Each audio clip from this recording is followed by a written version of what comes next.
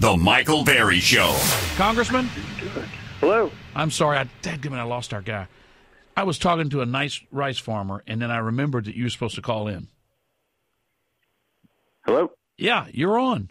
I'm on. Okay. Yeah, what has gotten into you? You go on Saturday Night Live, and now you're too good to do. Sue told me, well, he can do 10:40. I said, well, that's right before my break. It's a terrible time. Well, it's the only time he can do it. Since when did you get so uppity that you're worse than Ted Cruz? Michael, I mean, I sense the jealousy in your voice, and it's unbecoming of such a big radio star. What committees are you on? Homeland, and it looks like I'm going to be on budget, but that's not hasn't been officially written out yet. But I hope that's the case. Well, on what basis do you say that? Well, why do I hope to be on budget? Well, no. Like, did they go, all right, look, you're going to be on budget? Kevin Brady get you on that? Yeah, well, Kevin Brady's part of the steering committee for the Texas delegation, him and Judge Carter. So, they're very helpful. And, when I was looking at committees, I was looking at a few things. What's best for the district? What is reasonable to get on for a freshman? So, a freshman's not going to get on Ways and Means, right? For instance. But Homeland Security was a good place to be. Obviously, I've been a very vocal supporter of border security. I bet Alexandria Ocasio-Cortez could get on it. Well, she's not on it. She's on oversight. Yeah. So yeah. Her and her freshman colleagues are going to be using every waking moment to try to undermine the administration. That is their sole goal. She's right? kind of cute, though. I'm not commenting on that, Michael. You're not gonna suck me in. We could make we could make national news. I'm not doing that. I'm not doing that with you. But no. So unfortunately, the Democrats' goal is going to be investigation after investigation. It'll be similar on Homeland Security. So instead of Dan Crenshaw, hold just a moment. We'll talk during the break. Play that when we're off. We'll finish. We'll continue this conversation coming up. Congressman Dan Crenshaw. And so I just put that on the Michael Berry Show. Michael Berry Show. Congressman Dan Crenshaw is our guest. Congressman, on a serious note, how has it been different than what you expected in this brief time you've been in Congress? What's the feel? What's it like? Are you surprised that people get along better on a personal level? Or I mean, what are some of the things that you thought? Oh, this is not like what it looks like on TV. Well, you bring up a good point. That's something I've said a few times. It's something pretty surprising. Is people are friends. There isn't this visceral hatred for each other up here. People are nice and polite, but then we tear each other apart on the news. And I hope we can do a little less of that. But the reality is it's personality driven. I think there's some from both sides that probably throw one too many stones that are unnecessary. We should always be debating the ideas. We should attack ideas, but not the people. And but what you find is that behind the scenes, people get along. Other than that, I didn't come up here with too many expectations. I don't find expectations to be overly useful when you're preparing for something new. I think you should just be mentally prepared for anything, and that's what we've been doing. And let me ask you a question. Interesting time to come into Congress, that's for sure. Well, yeah, I would agree, and I think you're at a unique moment because you're what the Republican Party maybe not necessarily should have been out looking for, but was. They're so desperate to find someone young. They're so desperate to find someone who's funny and personable and all these things. And as much as I love you and think you are all those things, I don't think that's a prerequisite or something we should be searching for. But it turns out that we're playing their game better than they are. And I think that's a good thing. And I'm glad for you because I think it's going to shoot you to the top. Let me ask you a question. It's a daunting task to imagine, on a serious note, voting on a budget the size of this budget, for instance. What kind of resources are available to you beyond your immediate staff to get you the kind of information you're going to need to ask questions and really wrap your arms around this thing? That is one of the more daunting things, not just about budgets, but about a lot of these bills that are hundreds and hundreds and hundreds of pages. You do rely on your staff, but your staff has a lot of resources as well. So we have small staffs in Congress. We have a small ledge team, about 3 or 4 individuals, and they're very experienced. They're really great. I'm very blessed to have the people working for me that I do. But they also have a lot of resources as well. So leadership has its own enormous staff that can go through a lot of these bills, pick out things, highlight things that might be problematic for you. You rely on the committee members that you trust who have helped draft these bills to help understand on a more basic level what is going on, what may be a problem for you, what you may like, what you may dislike. So there's ways to actually quickly sort through that. We have the Congressional Research Service, which is an incredible organization, Congressional Budget Office, which is an incredible organization that manages to maintain a fairly nonpartisan analysis on basically every issue. They've got, and it's these sort of private think tanks within Congress that do some really great work for us. All we have to do is ask. Do you, Congressman Dan Crenshaw is our guest, do you feel confident that if you ask them a question in good faith, hey, where does this money really go? Or you ask them a question that you wouldn't want made public, but you feel like you need that information. Do you trust that process? Because that's always struck me as an important part of it. I got 40 seconds before I got to. Yes. All right, go ahead. Yes. The Congressional Research Service and the CBO, the Congressional Budget Office, they have bipartisan support. They're a wonderful resource. How many members? There are 434 other members of Congress. How many of them have you met so far? Wow, good question. I want to meet all of them and get to know all of them. Geez, maybe half. And, so you've probably met 200. Yeah, maybe of those half, 200, how many have asked you about the eye patch? Nobody really asked about the eye patch. Some have gotten confused since I started wearing a strapless eye patch that sticks to my face. That's caused some confusion, and some quietly ask, "How does it do that?" And I just say, "I don't know what you're talking about." I like the strap. Let's go back to the strap. How about it? It's a good look. Hold on, it separates you. Hold on. Congressman Dan Crenshaw is our guest. We talked during the break, including about him going strapless. If you want that full conversation, it'll be posted to the blog about 15 minutes after we get off the air at michaelberryshow.com, michaelberryshow.com, or you can – actually, it won't be on the podcast, will it? Can you put it on the podcast too? Okay, he can add it into the podcast. All right. Congressman Dan Crenshaw is our guest. What's been the most frustrating thing for you so far, Congressman? Well, right now, the biggest frustration is the government shutdown and the reasoning for the government shutdown. So, I arrived right in the middle of this, and I've been solely focused on this particular argument. The argument really boils down to the wall. Whatever we call it, whether we call it a wall or a fence or a physical barrier of some sort. I think this should go down in history as one of our more foolish national arguments that we've had. This question of whether a wall works, whether it should be a tool in our toolkit for border security. My answer to that is, of course, it should. That's common sense. That's logical reasoning. Listen, I know how to infiltrate places. I know how to defend territories. That's what I did for a living. And walls make a difference. And it's foolish to think that they don't. Now, just because we can't put them everywhere, and there's very reasonable arguments to say there's places in Texas, for instance, that physical barriers aren't really the right option. On the banks of the Rio Grande and a lot of places, for instance, but to say that they can have to be excluded completely just because the Democrats don't like the president's rhetoric on the subject, over the course of the campaign, that's not a good argument. That's not a good argument at all. We need to reopen the government. The president's plan is very reasonable. It's actually based on expert analysis of what border agents need, and it's based on quite a bit of compromise as well. It's not some 2,000-mile Great Wall of the southern border. It's a couple hundred extra miles of fencing. Where that makes sense, which is the kind of border plan I've always called for. Let's do what makes sense for every mile of the border. This shouldn't be a politicized issue. It should be expert-driven. We do have a crisis on the border. We've had it for a long time. We've had 400,000 people apprehended just last year illegally crossing. That's the best number for everybody to remember. That's an enormous number, And it's an unsustainable number for our government and for our society to be taken. Say the number again. 400,000. Okay, so and the year before was more than that.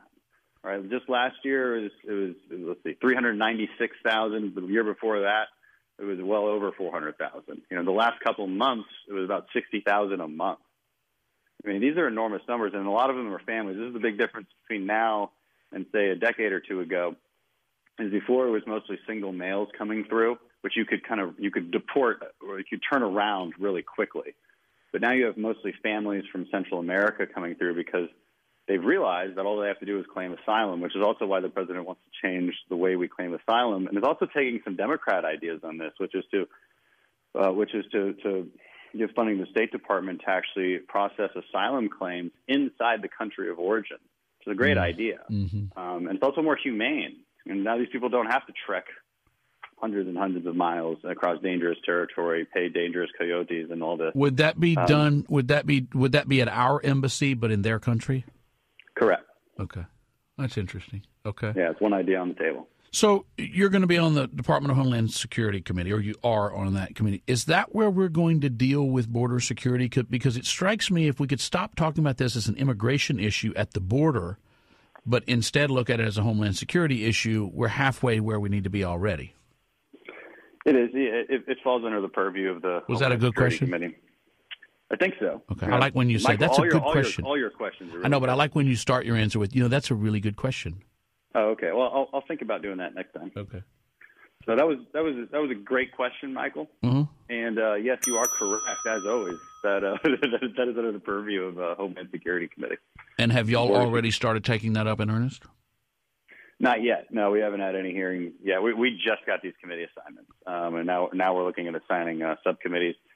Democrats need to give us the numbers of ratios. There's all these little inner workings that we have to do to figure out how many people we can put on each subcommittee. We'll assign those, and then we'll start the work. So does this mean you won't be on defense? That is correct. No, I won't be on armed services. Did you want to be on armed services? Listen, I want to be on a lot of committees, but the reality is for the people I represent and the Second District and representing Texans, Homeland Security made a little bit more sense to be on as far as our interests go. We don't have any bases in the Second District, and I can be a great voice for national security issues and armed services issues from outside that committee. Let me ask you about the shutdown. Congressman Dan Crenshaw is our guest. Let me ask you about the shutdown. The Democrats are refusing what the president's offering, and I think he really made some real concessions. In fact, some concessions that could hurt him with his base. But Pelosi keeps refusing that. Do you sense that they actually want to end the shutdown? Because I sense that they think they've got him in a good position in terms of the public's response to this, and they're not letting him off the hook.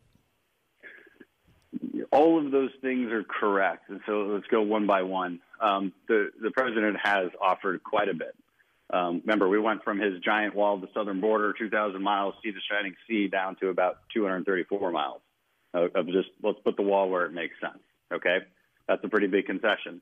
We went from $25 billion in the budget for this to about $5.7 billion in the budget for this. Another big concession, and then he just made another concession this past weekend, a huge priority for Democrats, which is a legal extension of DACA protections. So that's another big concession. And the fact that the Democrats say, this is dead on arrival, we can't even negotiate this, is really proves that they aren't interested in any kind of negotiation. And here's another big thing that people don't really know. The last week, we put forth legislation on a motion to recommit, which said this, that we would retroactively pay, not just agree to back pay, but retroactively actually pay and fund workers through January 15th. So all federal workers would have gotten paid their first paycheck if this had been approved. Every Republican in the House voted for it. We got 6 Democrats to vote for it, but it still failed. So federal workers are still hurting because Democrats apparently want them to be hurting because they want leverage over the president because, like you said, they think they're winning this messaging war.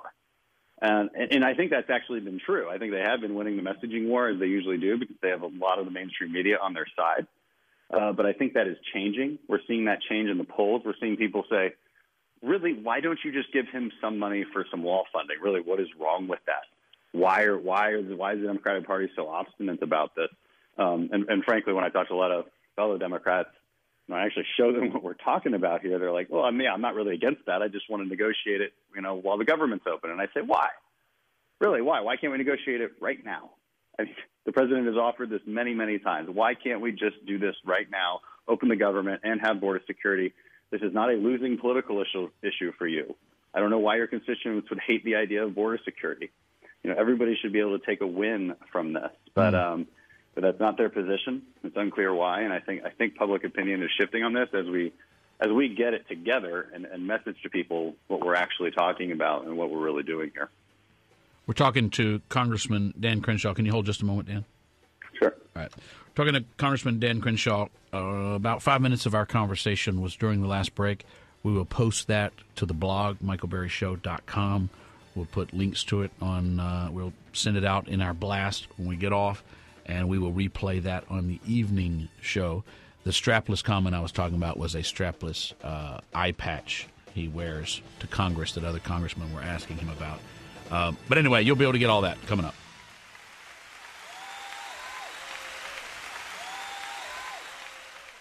We're talking to Congressman Dan Crenshaw.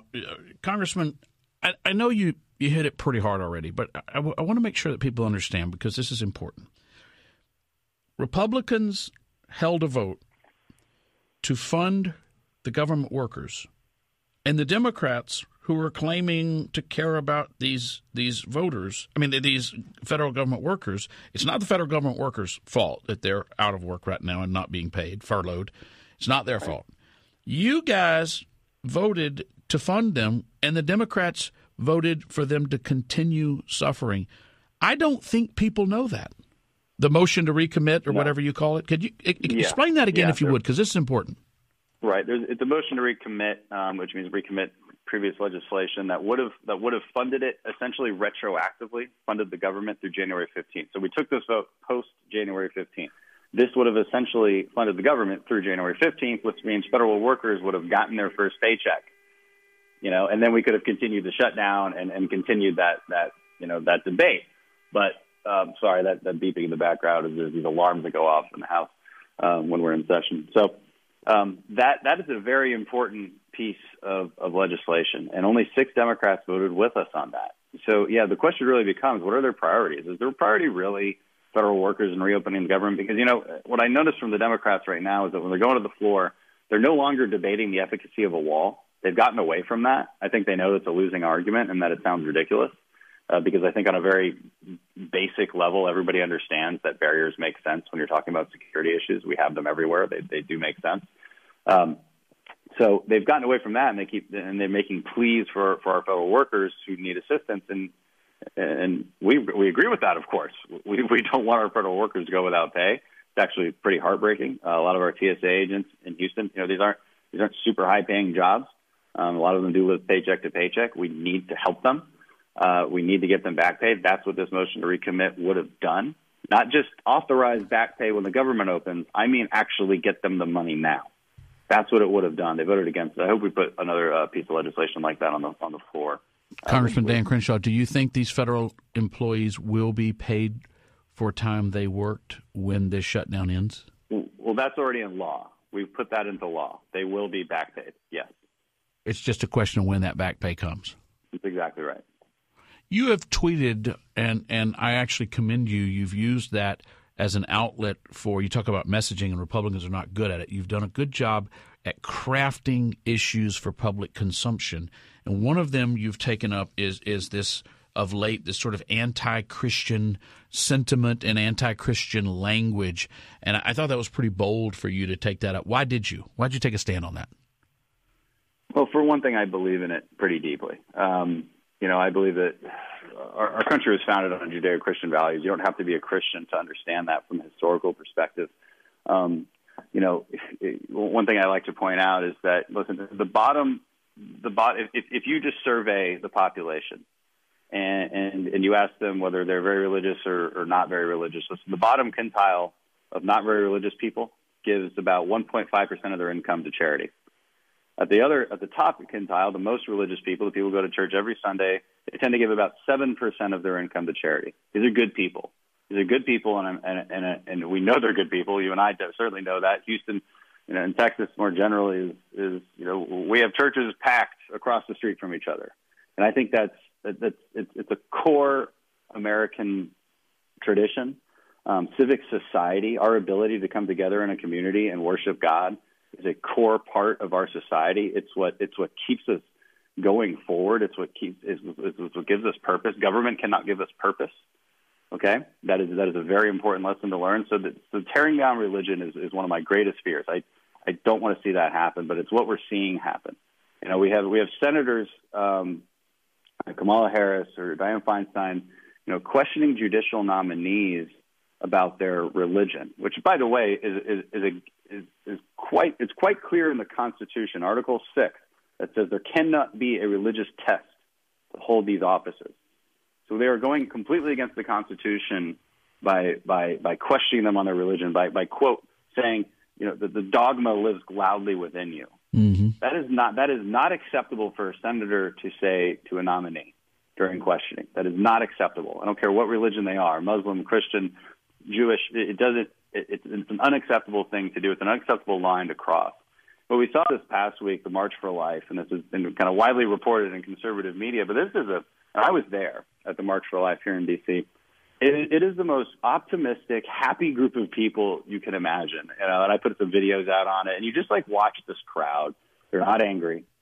They're not doing fiery, angry speeches, even though we've lost this political battle for decades now. We're on the losing end, and yet we're not angry. We're just hopeful.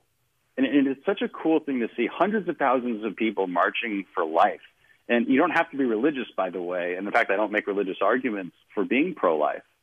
I make very human arguments. And you don't have to be religious. But this is the kind of people that are coming together. It was such a positive experience, and the media did everything they could not to report it, right, to report past it. What they did report on was taking something out of context that, say, Ben Shapiro said, while he was making arguments for being pro-life. They decided to report on the Covington Catholic students doing something they didn't do, and that whole entire false narrative has now been blown out of the water. But all they tried to do was excoriate these poor kids. There was the lies last week about the Cohen case, nothing to do with our Christian faith, but also attacking Karen Pence just for working at a Christian school. And it's like, did you guys just discover that there's Christians in America, right? And that that they have a certain set of beliefs?